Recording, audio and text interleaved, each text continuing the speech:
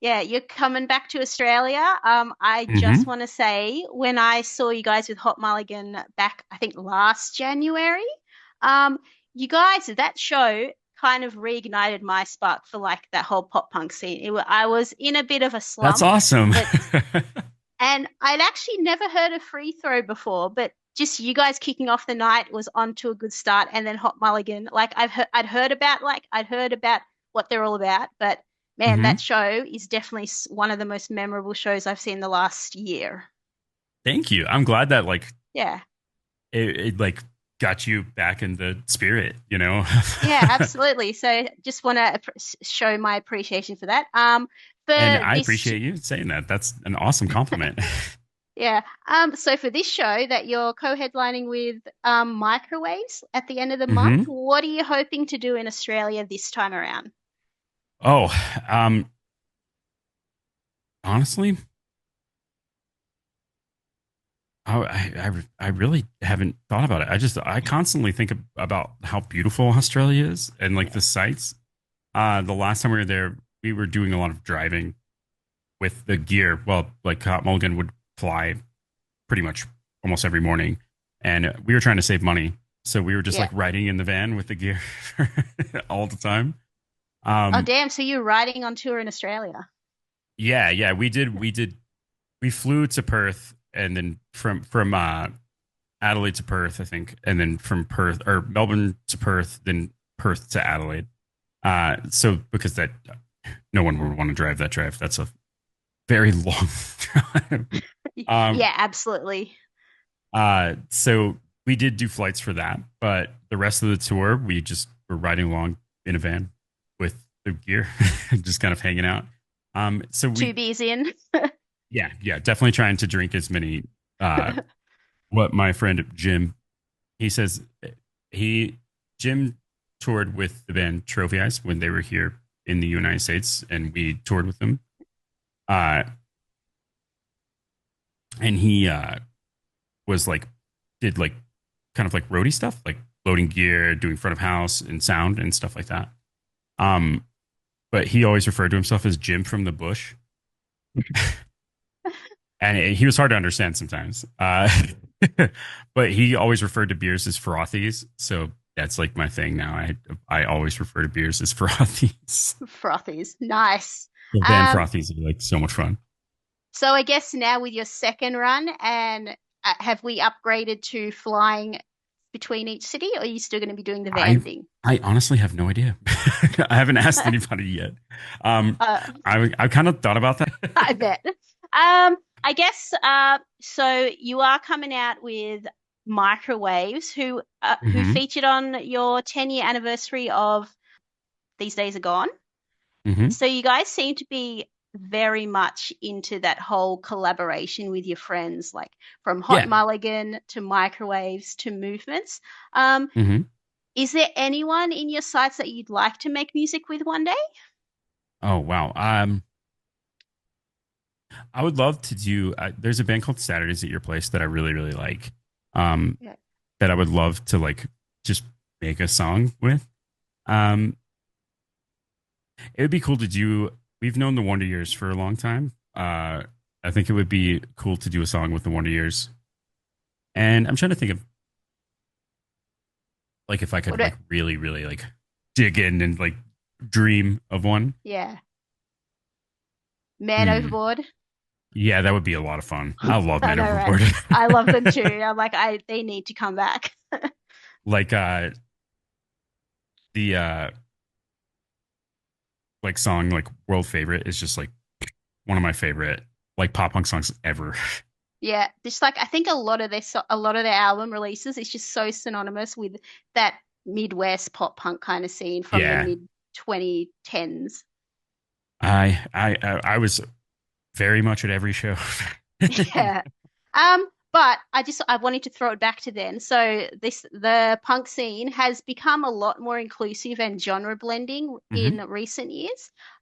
What's something you yourself have seen shift for the better since Free Throw started out? Um, I feel like the the sense of community within the scene has become more like an actual sense of community. Uh, when we first started, there was always this kind of like it was like this split in the scene where like there was this side of it that was like a big community and house shows and stuff like that, you know, and but they kind of always stayed more on the like we're punk rock, like you know, like Yeah. if your band gets too big, you know, we don't whatever. Um, and then when you get like there was always this like line that would be in the middle of it where it'd be like this like very DIY, very no big bands, only like local, like we keep it very local and very, you know, community based.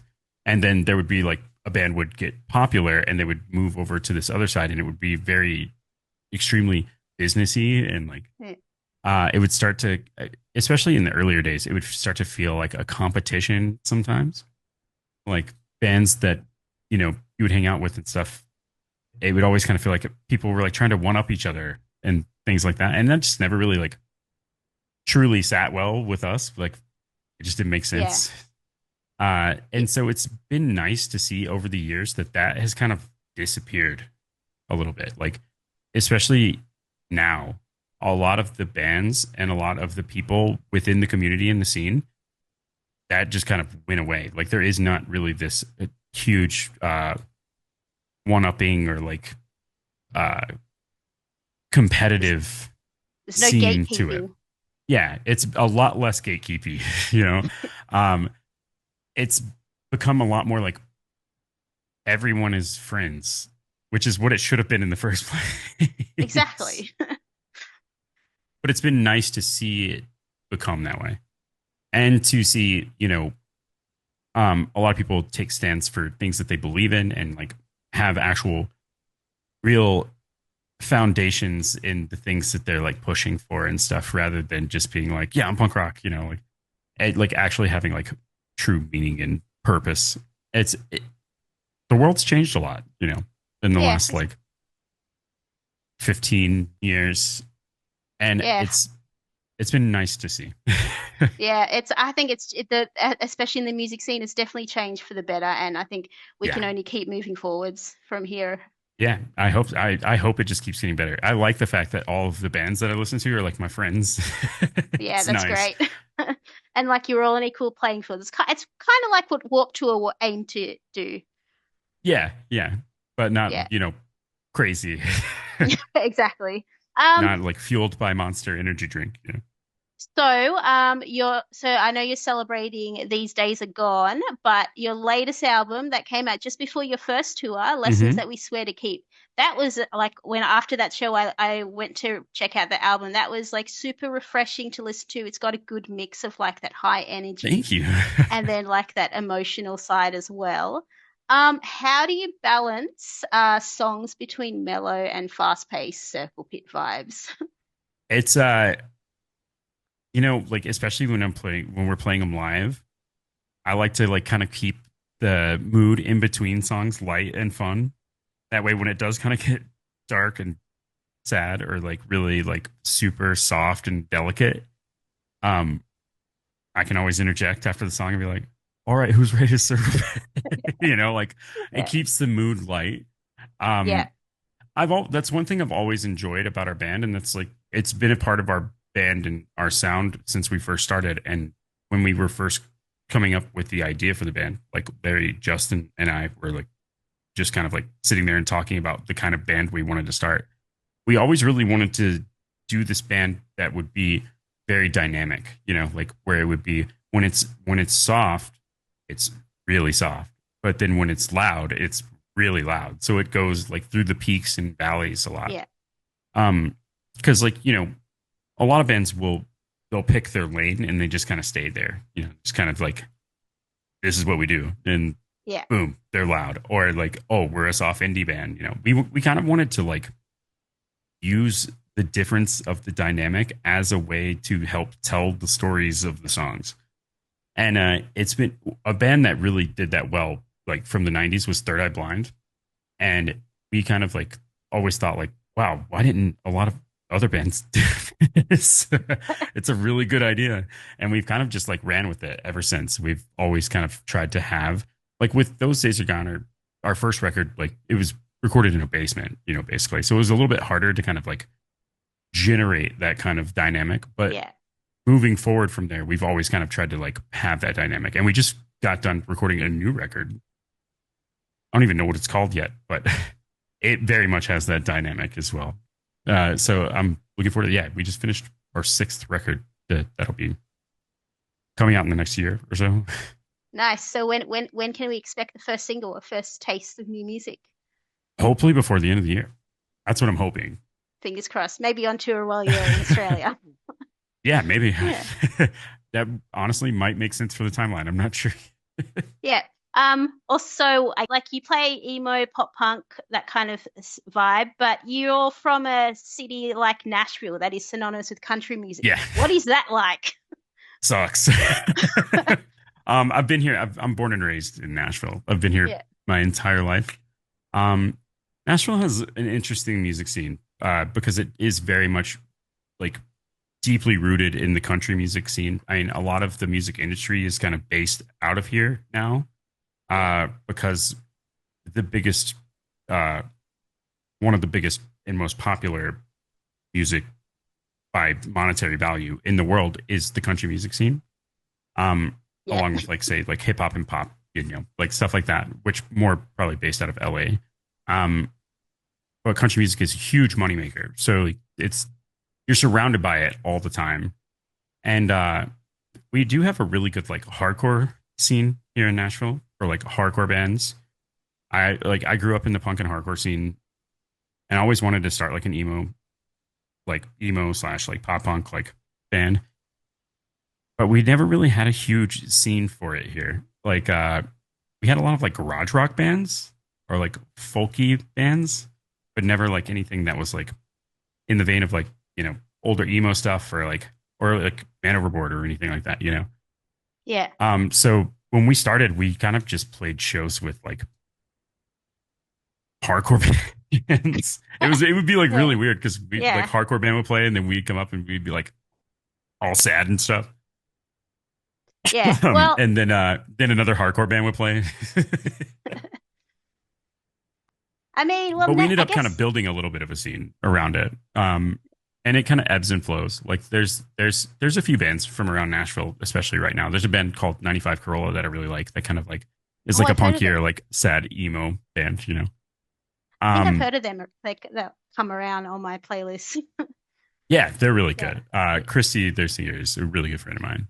Um, but yeah, like we have a nice little scene, I guess, in Nashville, but like it kind of like ebbs and flows. Nashville is one of those places that like when you start to become able to tour, you kind of like, yeah, I'm leaving. See ya. Yeah. Like I'm gonna go out and play shows I'm, somewhere else. I mean, I guess never say never because I guess with the pop punk this whole resurgence like all that big mainstream stuff like everyone's Mhm. old in their 30s pushing 40 now. Like I Yeah, guess sometimes some bands I'm like now start to sound like it's like a bit of pop punk and country. So, I feel like yeah, country is that just does. I have noticed that happening. Yeah, I think I like a lot of those pop punk guys from back in the day kind of like hit their late 30s and they start like drinking twisted teas and like playing golf, and then all of a sudden they're just like making country music on accident. yeah, absolutely. Um, anyway, it's been such a nice chat to get to know you, Corey. Yeah. I just want to finish off. So I know you're a big fan of NHL games. I guess, like Hmm. outside of the band, what games are you playing right now? I just finished Claire Obscure Expedition 33. It is my game of the year. I actually based some of the lyrics on one of the new songs on the new record around it. Uh, and I've been playing. Let's see. I'm looking at my computer right now. Um, I have been playing Dune Awakening because I like the Dune books. It's fun. It's kind Okay. of like a survival game, but I play a lot of space games. I play No Man's Sky a lot. Um, I play a game called Elite Dangerous, which is basically a space flight simulator. Actually, right here, like you can't see him right now, but I have like a stick and a throttle that I like fly around in space with. Oh, And I've nice. been playing a storm chasing game called Outbreak, which just chase tornadoes, basically. Nice. Yeah, those adventurous like space apocalypse post-apocalyptic games are always fun to play. Yeah, I love those. Yeah.